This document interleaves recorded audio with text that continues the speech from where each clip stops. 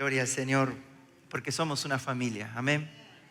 Que siempre estamos en los momentos difíciles y en los momentos de gozo, como familia, amén. Bueno, yo en esta noche quiero compartir algo que viene trabajando el Señor en mí hace varias semanas. Y pensando en qué título le íbamos a poner, pensé, ¿hacia dónde vamos? ¿Y cómo vamos? ¿O allá vamos? Personalmente o específicamente quiero compartir del desafío del crecimiento que incluye el deleite en su presencia y dar algunas pistas de cómo poder crecer. Un poco mirando hacia atrás lo que hemos vivido, lo que tal vez algunos están viviendo y un poquito con un norte dependiendo del Señor y de su palabra.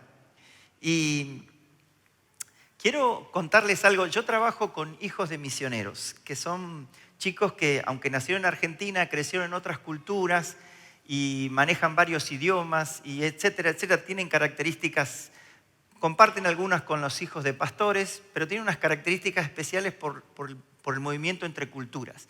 Y la semana que viene tenemos un campamento anual que hacemos con ellos, y en uno de los 4 días que tengo a cargo, tengo una búsqueda del tesoro. Entonces organicé una búsqueda del tesoro de noche en un parque grande de varias hectáreas donde hay, bueno, es un predio de retiros y de camping. Y entonces se me ocurrió, como vamos a hablar de algunas pistas, les quería mostrar un poquito cuál es la primera pista para esta búsqueda del tesoro. ¿Quieren escucharla? Bueno, es un poquito también como para la segunda parte de la predicación mencionarlo. Si se puede escuchar la primera pista.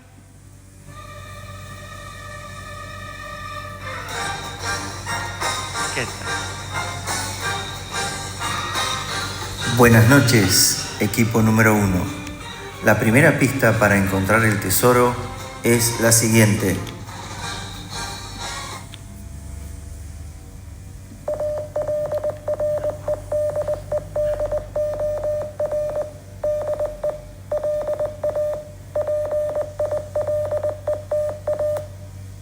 ¿Qué tal? ¿Entendieron? Son 5 grupos, van a manejar brújulas, linternas, celular, cosas, y muchos hablan idiomas. Y bueno, imagínense si tuviéramos para nuestra vida espiritual una pista así. ¿Quieren escuchar una más? Son 6, pero no vamos a escuchar las 6. A ver, una más para matizar.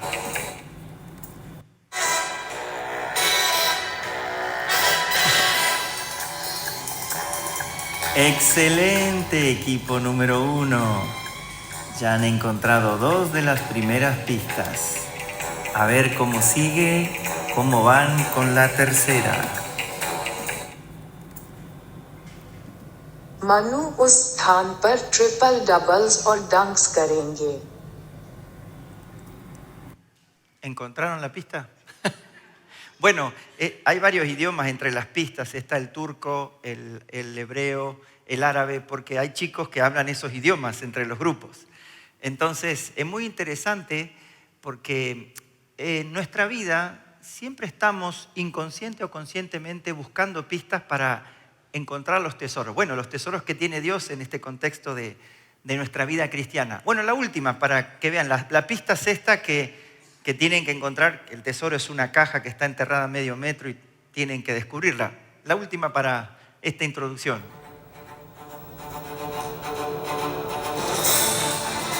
Sacá el pirata que llevas adentro y andá a desenterrar el tesoro que está a medio metro bajo tierra.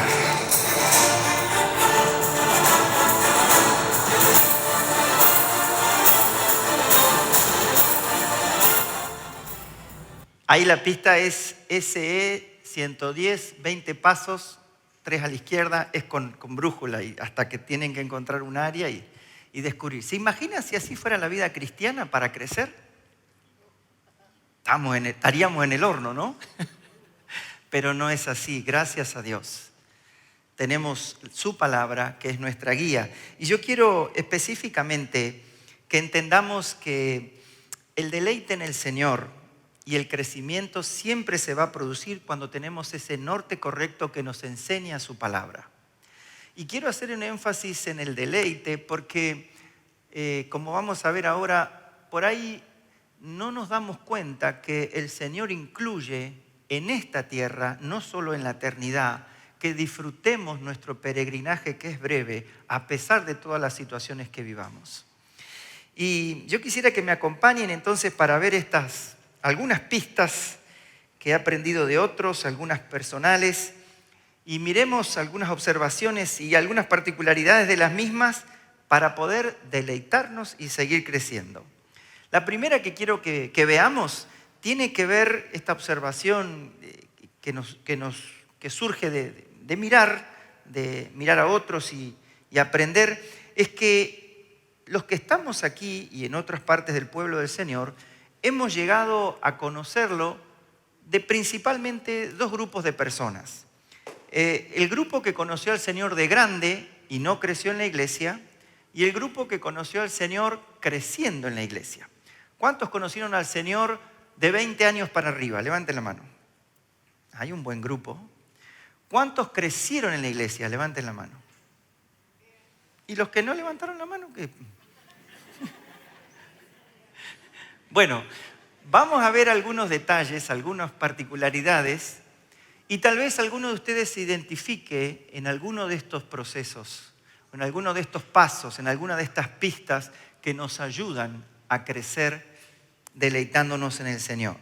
Bueno, vamos a arrancar por los que llegaron al Señor siendo grandes, los que no crecieron en la iglesia o lejos de la iglesia. Normalmente, tanto los pastores como los líderes y ustedes mismos, cuando comparten del Señor en su trabajo, escuela, barrio, reuniones familiares o charlas que surgen, nos encontramos con personas que vienen a pedir ayuda porque tienen un montón de problemas. Y charlaba con un misionero del sur de España hace unos meses atrás, y él me estaba contando justo que venía de charlar en una confitería con una persona que buscó ayuda, como muchas que vienen a este lugar. Y entonces él me nombró 3 observaciones que justamente quiero desarrollar en esta primera parte.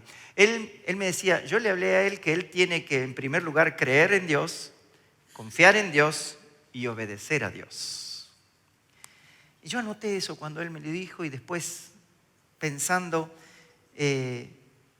cada uno de nosotros, y especialmente los que llegaron de grande, se acercaron al Señor de grande, el primer paso que tuvieron que hacer es creer a Dios. Y cuando hablo de creer a Dios, quiero hacer la diferencia que no es lo mismo de creer que hay un Dios. Porque la mayoría de la gente cree que hay un Dios en nuestro contexto argentino y latinoamericano. Aunque hay algunos países un poco más ateos como el de Uruguay, que después voy a comentar algo, pero la realidad es que la mayoría de la gente piensa o tiene una idea y cree que hay un Dios. Pero el paso específico es creerle a Dios y eso es en forma personal. Y cada uno de nosotros podemos recordar que en este primer escalón tuvimos que enfrentarnos a aceptar o no empezar a relacionarnos con el Dios que decimos que creemos.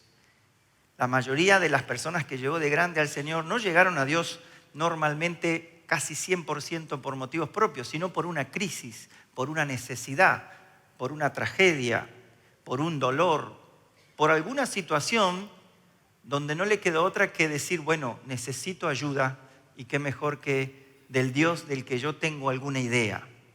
Entonces el primer paso fue eso y a mí me viene a la mente, yo estoy en el otro grupo, los que crecieron en la iglesia, que después vamos a hablar, pero me viene a la mente ese Salmo 14:1 que dice el necio en su corazón, no hay Dios. Y este es el primer punto en el que todos los que estamos aquí, y tal vez si viniste por primera, segunda vez, y estás conociendo, viendo, a ver qué pasa, este es un primer punto por el que todos pasamos y debemos pasar. Creerle a Dios, no solamente tener una idea o un pensamiento, sino es empezar a creerle a Él, a lo que dice en su palabra. Hace muchos años, estábamos predicando en Uruguay, justamente, como les mencioné, en la playa de Pocitos. Habíamos ido con un grupo desde Neuquén, yo vivía en Neuquén, en esa época era soltero, feliz. Ahora soy más feliz, no sé por qué se ríen. Y recuerdo que después me asombró que en Uruguay la mayoría de las personas predicamos a la mañana en un lugar y a la tarde en otro, en una playa. Y la mayoría de las personas nos decían con mucho orgullo, no creo en Dios, soy ateo. Y yo les decía, frente a la playa, a veces el atardecer, ¿cómo podés decir que todo esto es producto de la casualidad? De hecho, no es inteligente pensar que no hay Dios. Casi que es lo más lógico, es más fácil creer que existe Dios o no. Pero me venía a la mente esto de que dice el necio en su corazón, no hay Dios. Y a veces eso esconde en realidad el no querer relacionarse.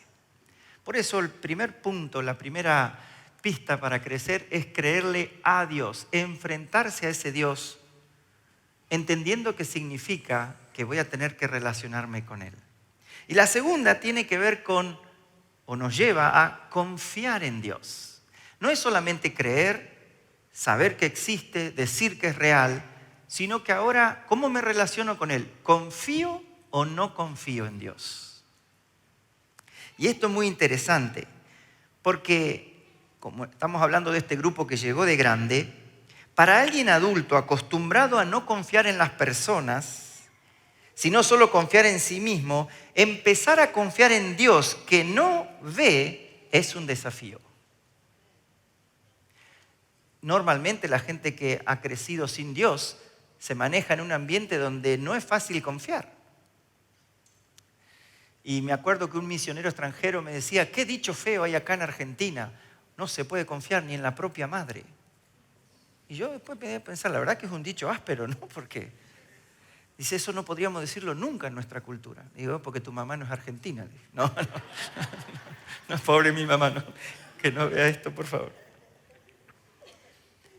Pero qué difícil es en este segundo desafío, esta segunda pista para crecer, que en el Dios en el que terminamos de creer, yo me enfrento a la necesidad de confiar.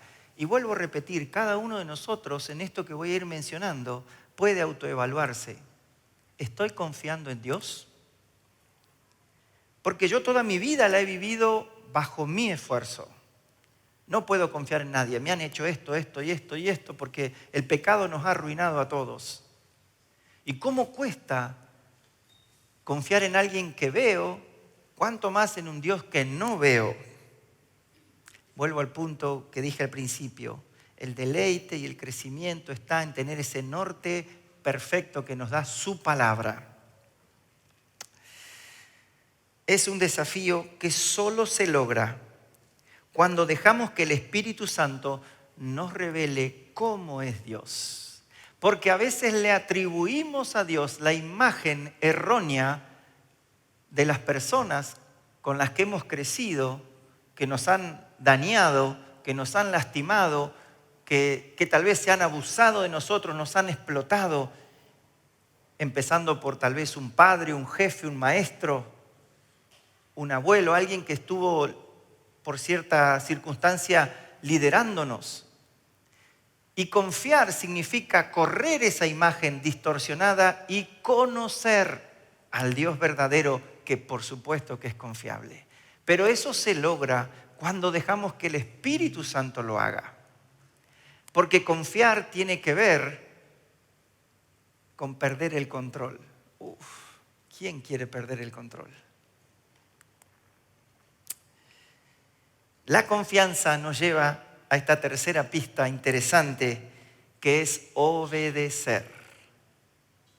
Obedecer a Dios, poner por obra sus palabras en nuestra vida.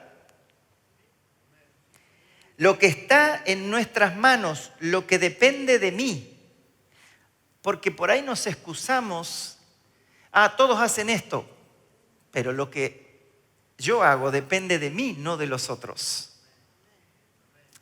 Indudablemente, esta tercera característica o detalle de la observación de obedecer es resultado del anterior, que es confiar.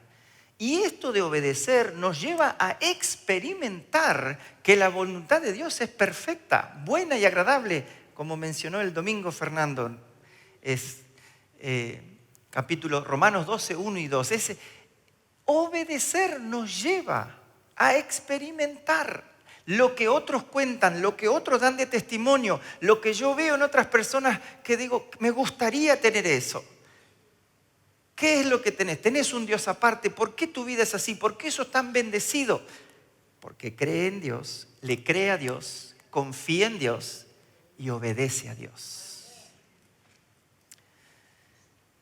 Vamos a pasar a hablar del segundo grupo en el cual yo estoy incluido, porque yo crecí en la iglesia desde los 4 años. Mi mamá se convirtió y mi mamá, como en esa época donde la familia no es por democracia, sino por rango, me decía, vamos a la iglesia. ¿Cuántos son de esa generación? Llevamos las marcas, ¿no? Bueno, los recuerdos. Los que siendo chicos crecimos en la iglesia, también tuvimos que pasar por las 3 etapas anteriores. También tuvimos que tomar esas pistas y vivirlas y experimentarlas. No estamos exentos de creer a Dios, no estamos exentos de confiar en Dios y tampoco de obedecerle a Dios. Ahora, la diferencia, y prestemos atención, papás, nosotros que también pasamos por lo anterior, pero crecimos sin cuestionarlas, porque en la escuela bíblica nos enseñaron, y sobre todo en nuestra casa nos enseñaron, que eso es lo más importante. Lo hermoso es que a temprana edad nosotros no cuestionamos que Dios existe. Para mí Dios existía. Y viendo a mi mamá, que era cristiana, de hecho yo quería conocer al Dios de mi mamá por su confianza. Y quería obedecer a Dios. Y lo lindo de los que hemos crecido en la iglesia, que a temprana edad hemos tenido experiencias con Dios que marcan nuestra vida. He hablado con personas que de repente en la adolescencia, en la juventud se han alejado, pero esa marca, esa pequeña experiencia de pequeño siempre ha sido una luz en medio de la oscuridad hacia dónde dirigirse. Por eso, vuelvo a repetir, los que hemos crecido en la iglesia no estuvimos exentos de lo otro, pero en cierta manera se nos facilitó. Pero Dios no tiene nietos, solo tiene hijos. Cada uno tiene que vivir su experiencia. Ahora, ¿cuáles fueron los desafíos con los que yo me he encontrado y charlando con otros? 3. La tradición, la religiosidad y el esfuerzo propio. Cuando hablamos de la tradición, yo quiero decir que no toda tradición es mala, ¿sí?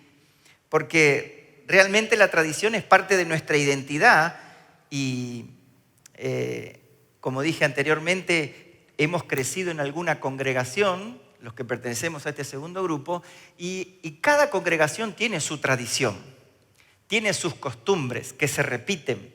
Y eso nos ha dado pertenencia. No está mal toda la tradición. De hecho, nos da pertenencia, y como por ejemplo culturalmente el mate. ¿Cuántos toman mate acá? ¿Cuántos no toman mate? Arrepiéntanse. No. O sea, hay tradiciones culturalmente, como para poner un ejemplo, que nos dan pertenencia. ¿Cuántos gritaron los goles de Messi?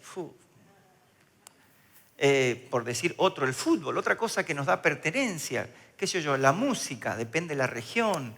A algunos les gusta más el folclore, el tango. Las nuevas generaciones tienen otros gustos musicales, pero digamos que la tradición no es mala en su justa medida cuando nos da pertenencia, pero no nos limita. Y ahí está el punto.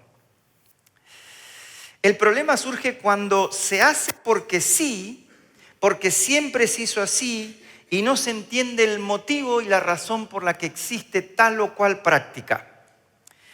Yo me acuerdo cuando llegué a Avance hace muchos años que estaba allá, que siempre acá al lado del púlpito tenía que haber, ¿qué? Floreros, ¿no? Si no había planta, no estaba santificado el culto. Y en un viaje en Suecia descubrí el origen de esto. Esto es típico de los países de la parte anglosajona de Europa, que después se fue para el Norteamérica y después vino para acá con los misioneros. Pero no sé qué sería más autóctono de nuestra Argentina. Pero bueno, eso es otro tema para hablar. Pero muy interesante que si la tradición frena lo nuevo que Dios puede hacer y lo rompe, entonces se transforma en algo malo. Se transforma en un peso que no ayuda a crecer. Miren, a mí me encantan las palabras de Jesús, que el Espíritu Santo me las recuerda muchas veces, porque yo ya que pasé los 50, me doy cuenta que a veces las nuevas generaciones hacen cosas que no me gustan. Qué manera elegante de decir, me estoy volviendo viejo, ¿no? Me gusta cuando Jesús dijo, el sábado se hizo por causa del hombre y no el hombre por causa del sábado. Marcos 2:27. Yo crecí con los himnos. ¿Cuántos crecieron con los himnos? Santos inmaculados. No va a comparar con los... Me emocionan cuando escucho un himno. De repente los instrumentales y me viene a memoria cantarlos. De repente viajo a la iglesia donde crecí con bancos. Uy, cuando cantábamos antes de la Santa Cena, tal como soy de pecador. ¡Wow! Menos mal que no era católico, si no me... Y si alguien no tomaba la Santa Cena, esa tradición carnal. Disfruto también las nuevas alabanzas. Me gusta mucho lo actual. Nuestras tradiciones no son malas siempre y cuando no limiten lo que Dios quiere hacer. Y el gran problema de la tradición es el cambio generacional. En mi época de niño, cuando crecí en la iglesia, se criticaba mucho cuando se usaba la versión Reina Valera 1960. De hecho, me acuerdo que los ancianos decían, hay que usar la 1909. Porque la versión 1960, que tenía menos de 20 años, no era tan buena. ¿Y cómo decía esa versión? A ver, me acuerdo, empero Jesús díjole, de cierto os digo. A mí me regalaron mi primera Biblia, la versión popular. No, esa no es muy buena. Tenía dibujitos, me acuerdo. Fíjense cómo la tradición puede hacer, cómo vas a usar. No vas a usar esta versión de la Biblia. A ese punto la tradición puede limitar lo que Dios quiere hacer y nosotros debemos evaluarnos. Porque hay nuevas tradiciones también para las generaciones actuales. Se hizo siempre así o se hace así y de repente el Espíritu Santo puede cambiarlas. La tradición es buena cuando nos da pertenencia, pero se transforma en mala cuando quiere encuadrar lo que el Espíritu Santo puede hacer de manera diferente. Los usos y las costumbres cambian y es un choque para aquellos que ya somos un poquito mayores y no nos preparamos. La ropa, la música. Yo les hice escuchar recién unas pistas, escuchando música mundana. ¿Conocen el término? Misión Imposible, Jason Bourne. Piratas del Caribe. ¿Cómo van a escuchar eso en la iglesia? Es más, a veces cuando está Adorarte acá, me río, yo digo, nos hubieran echado a todos. O cuando en una convención misionera cantan un baile de africano y saltan y bailan. Dios mío! ¿Cuántos han vivido eso? Esas son tradiciones muy visibles, pero hay otras del corazón y ahí es donde tenemos que dejar que el Espíritu Santo obre en nosotros. Ahora, el gran tema es que la tradición cuando frena nos lleva y nos vuelca al segundo desafío, que es la religiosidad, en el cual no tenemos que caer porque eso frena el deleite y el crecimiento en el Señor. La religiosidad tiene que ver con lo anterior porque solamente nos lleva a cumplir los ritos, hacer lo que se debe hacer sin disfrutar o sin discernir el propósito y la intención de esa actividad o de ese rito, entre comillas, salvando el significado de la palabra. ¿Cuál es el propósito de esa actividad? Si yo me desconecto de la razón de por qué canto, por ejemplo, de por qué ofrendo, de por qué oro, estoy perdiendo la esencia de la actividad, que es conectarme con Dios. La religiosidad, ¿qué tengo que hacer? Tengo que orar, tengo que leer algo de la Biblia cada día. Cumplí, listo. Y ahora sigo con mi vida. La religión me impide deleitarme en una lectura donde descubro que la carta de amor de Dios fue escrita para mí. La religiosidad me impide que cuando yo me arrodillo, me siento o camino, ¿cómo vas a orar caminando? Miren, me estoy acordando de otra tradición. Se arrodilla, se ora de rodillas y si duele llega más, me decía mi abuela. Bueno, después se convirtió. Si la religiosidad me lleva a hacer, hay que congregarse. El domingo a la mañana tengo que ir a la iglesia. Ya está, cumplí. Después del mediodía. O sea, fíjense que la religiosidad en la cual podemos caer todos es cumplir con cosas que se supone que hay que hacer como hijos de Dios sin disfrutar la conexión con Dios, la comunión con Dios.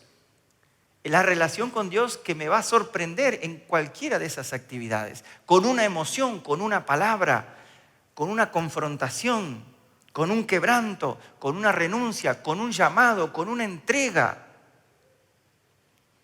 La religiosidad impide todo eso. La religiosidad en realidad me lleva a pensar que estas cosas o acciones son el mérito suficiente para agradar a Dios. Y miren lo que dijo Jesús en Marcos 7, del 5 al 7. Le preguntaron pues los fariseos y los escribas, ¿por qué tus discípulos no andan conforme a la tradición, religiosidad, de los ancianos, sino que comen pan con manos inmundas? Respondiendo, él les dijo, hipócritas, bien profetizó de vosotros Isaías, como está escrito, este pueblo de labios me honra, mas su corazón está lejos de mí. Pues en vano me honran, enseñando como doctrinas mandamientos de hombres. Ahora no es tan común, pero no se podía predicar sin corbata, ¿no? Y veo tantas mujeres con pantalones, pecadoras. No. Y algunos con bermuda, ¡ay, Dios mío! Por supuesto, hay que tener prudencia y demás, pero cada uno eso lo sabe delante del Señor. Miren, este pueblo de labios me honra, mas su corazón está lejos de mí. Una vez escuché en el Instituto Bíblico un compañero que pasó y dijo, dicen que los cristianos cuando más mienten es cuando cantan. Vamos a cantar. Temprano yo te buscaré. Y bueno, esto tiene que ver porque de repente cantamos religiosamente, automáticamente, sin discernir o disfrutar la letra que me lleva a una relación con Dios. De hecho, hay coros que son tremendos porque manifiestan el deseo del corazón. Uno dice, ay, esas son las palabras que quería decir, no sabía cómo. La religiosidad me impide, porque piensa que solamente cumpliendo, ya está, agrado a Dios. Ahora, esto de pensar que agrado a Dios porque hice esto otro, también me impulsa al último desafío, que tal vez es uno con el que más he visto que luchamos los cristianos, el esfuerzo propio. La religiosidad me empuja a confiar en mi esfuerzo propio para hacer las cosas.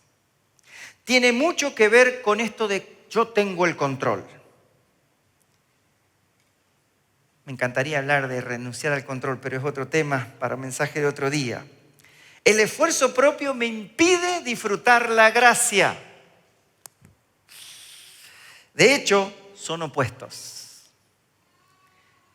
Crecimos, este segundo grupo, en la iglesia con el énfasis a esforzarnos para agradar a Dios con nuestro servicio, con nuestra vida.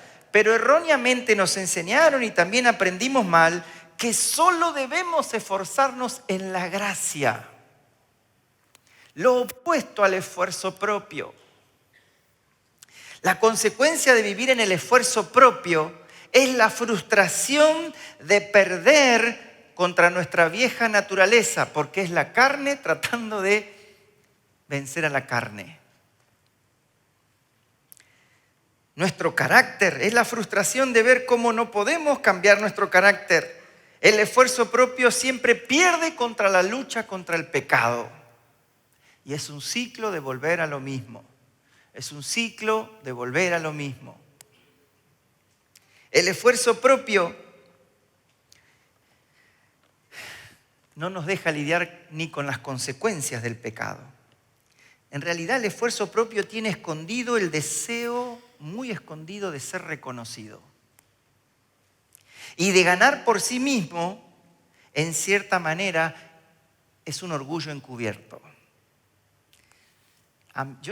¿Estás seguro, Fernando, de lo que estás diciendo?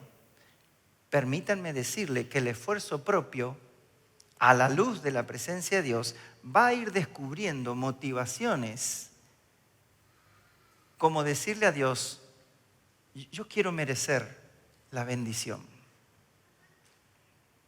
De hecho, el esfuerzo propio cuando falla, porque falla y está destinado a fallar porque la carne no puede agradar al Espíritu, una vez que falla, quisiera pagar, quisiera hacerse sentir mal para agradar a Dios. No es así la gracia.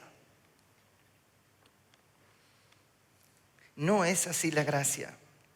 La gracia no se merece. A ver, decile al que estás al lado, no te mereces la gracia de Dios. Uy. Pero para quedar bien decirle, pero Dios te la da igual. Allá, ya podés mirarlo con cariño. Pero la verdad es que la primera frase es real, no merecemos la gracia de Dios. Dios no nos debe nada.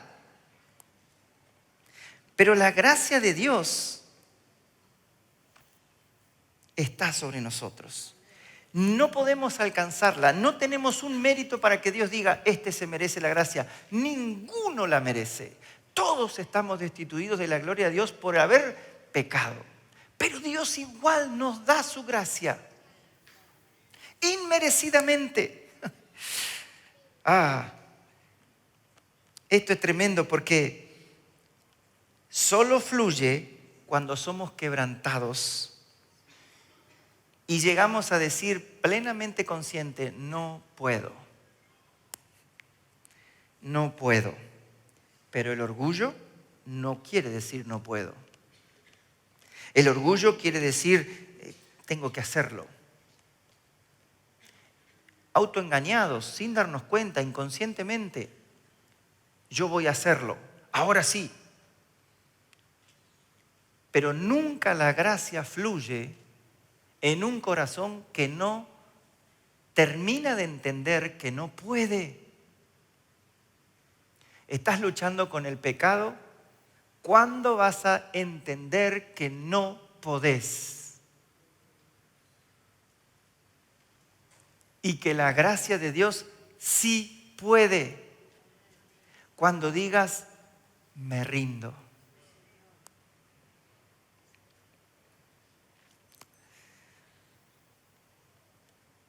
Por eso Pablo escribió esas palabras tremendas, me costaba entenderlo. Él tenía un problema, un aguijón, y le dijo a Dios 3 veces, Señor, quítame esto.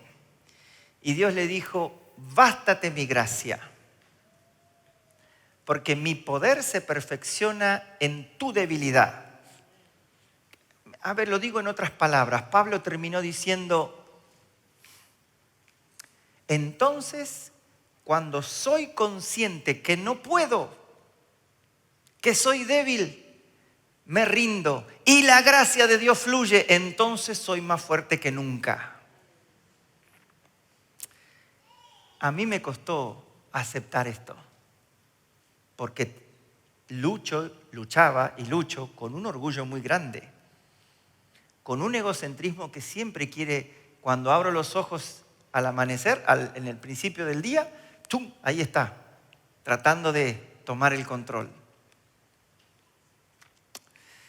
Miren lo que me escribió hoy un joven por un devocional que está haciendo y diariamente él me va compartiendo. Dice, la actitud es el reflejo del sentimiento que tenemos. La actitud es el reflejo del sentimiento que tenemos. Uno no se confiesa si no siente el peso de sus acciones.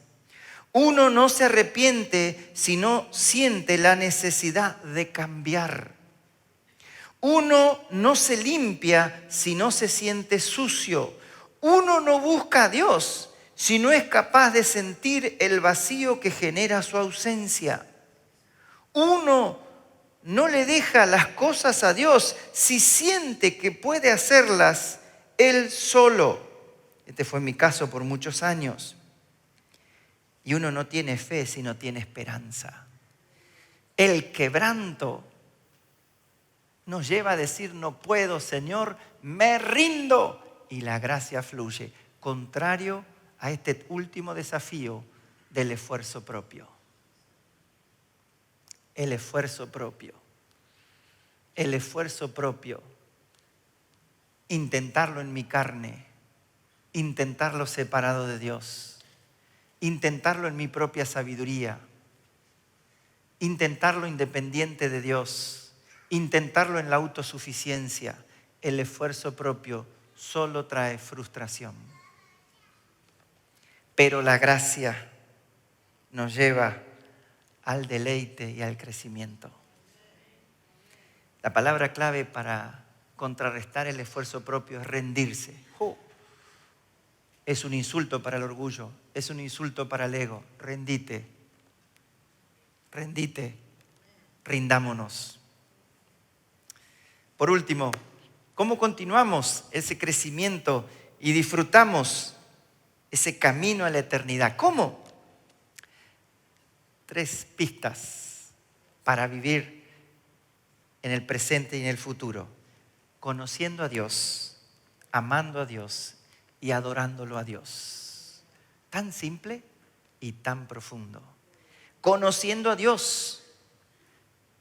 La mayoría de los creyentes, cuando les pregunto, háblame de Dios, me habla de lo que Dios ha hecho, no de cómo es Dios. Le digo, contame cómo es Dios. Y me dice, hizo esto, hizo esto. No lo que hace. ¿Cómo es Dios? ¿Qué conoces de Dios? ¿Cómo es su majestad? ¿Cómo es su persona? ¿Cómo es su relación con vos? La mayoría me habla de lo que ha hecho en otros. Acciones, hechos, pero su persona. Conocerlo te lleva a enamorarte de Él. Porque siendo nosotros tan pecadores, encontramos paciencia, amor, dulzura. Él no se cansa y somos tercos, ¿eh? Ah, mira el que está al lado. No le digas nada. Yo me canso cuando discuto con mi esposa. Ella me pelea. Aprovecho que no. En mi carnalidad, es la persona que más amo, pero me doy cuenta que mi amor es tan poco paciente. Pero Dios no se cansa, me persigue. Yo lo he rechazado, yo lo he ignorado y Él no se ofendió como me ofendo yo. Él es Dios, es bueno, tiene un amor obstinado. Conocerlo, amarlo. Amarlo es tener intimidad con Él, comunión con Él, según sus reglas. Inevitablemente, al conocerlo y amarlo, ante su revelación, nuestra respuesta va a ser adorarlo. Hace muchos años mi mamá me preguntó cuando era niño, ¿de qué te podés enorgullecer? Y yo di algunas respuestas y ella me dijo, lee Jeremías 9, 23 y 24. Así dijo Jehová, no se alabe el sabio en su sabiduría, ni en su valentía se alabe el valiente, ni el rico se alabe en sus riquezas, mas alábese en esto el que se hubiere de alabar, en entenderme y conocerme, que yo soy Jehová, que hago misericordia, juicio y justicia en la tierra, porque estas cosas quiero, dice Jehová. Ha sido un norte y es mi norte y cada vez lo entiendo más. El servicio está en segundo lugar. Su persona está primero. El esfuerzo no puede ser en mi carne. Tiene que ser su gracia fluyendo. Me encanta lo que dice John Piper en relación a las misiones, pero lo podemos aplicar a nuestra vida cristiana. La adoración es el combustible y el propósito de las misiones. La adoración es el combustible y el propósito de mi vida en esta tierra. Termino contándoles, escuché una historia de un hombre inmigrante que venía de Europa, como vinieron parte de mis suegros, mis abuelos, y era muy pobre, se subió al barco y tenía apenas un trozo de pan y de queso que lo guardó envuelto en un repasador. Y el primer día comió un poquito, pasó el segundo día, comió otro poquito, y paseando por el barco veía las mesas servidas y todo lo demás, pero como él era pobre y su pasaje era el más barato, él cortaba su queso y bueno, después de unos días se le terminó el pan, se le terminó el queso y llevaba como 2 días sin comer mucho, hasta que en un día ya no daba más y cuando llegó el almuerzo se mandó a la mesa y se sentó y comió y dijo, bueno, si me meten preso que sea con la panza llena. Y después de comer vio que nadie le dijo nada, nadie le decía nada, entonces de repente se acercó y le preguntó a uno que estaba ahí, ¿cuánto hay que pagar por esto? ¿Cómo cuánto hay que pagar? Sí, este almuerzo. Esto viene incluido con el pasaje. No hay que pagar nada. Tenemos un destino, estamos en viaje, por favor, no te pierdas de sentarte en la mesa y deleitarte con el Señor para seguir creciendo. Póngase de pie en esta noche y cierre sus ojos un instante. Tenemos un destino, viajemos disfrutando el camino, tirando el lastre que nos frena, como la tradición que impide lo nuevo, como la religiosidad que nos desconecta o como el esfuerzo propio que frena la gracia. Señor, en esta hora nos rendimos nuevamente a ti, Señor, como cada día. En el final de esta jornada, Señor, donde tantas emociones hemos vivido, te decimos gracias por ser nuestro refugio, nuestra fortaleza, nuestra paz. Cuánto caos había, Señor, en nuestras vidas. Cuánta tristeza, cuánto dolor. Y aún seguiremos enfrentando desafíos. Pero queremos hacerle caso a estas pistas que nos da tu palabra, simples y sencillas, nada difíciles. Conocerte a ti, conocerte a ti y enamorarnos de ti, Señor.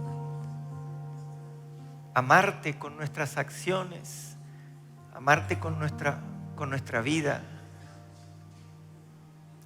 Señor, que nada nos desvíe de este norte, de este primer llamado que es a la comunión contigo, y todo lo demás se acomoda. Ayúdanos a deleitarnos en esa intimidad contigo donde tu corazón late tan fuerte que nos transforma. Ayúdanos, Señor, a conocerte para explotar en adoración, para postrarnos ante ti con palabras o sin palabras, con lágrimas, sin lágrimas, derramándonos porque tú eres digno, soberano. Queremos conocerte, Señor. No nos enorgullecen nuestros logros o fuerza o sabiduría. Si algo tenemos, lo hemos recibido de ti. Ayúdanos a encontrar ese tesoro de la comunión contigo.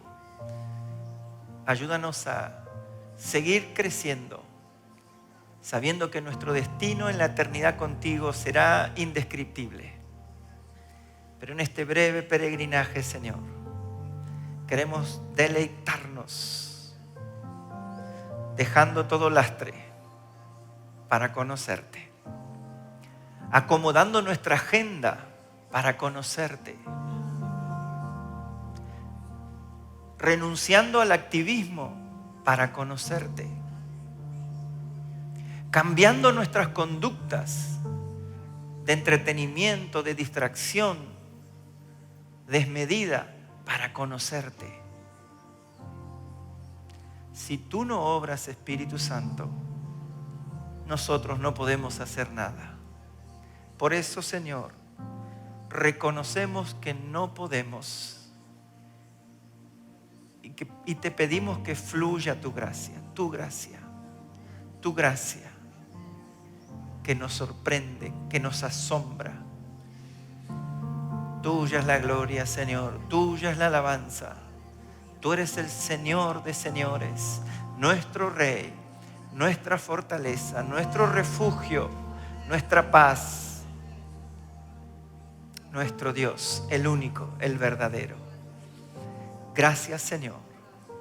Te amamos porque nos amaste primero. En el nombre de Jesús, nuestro Salvador. Amén y amén. Que el Señor nos siga bendiciendo. Amén.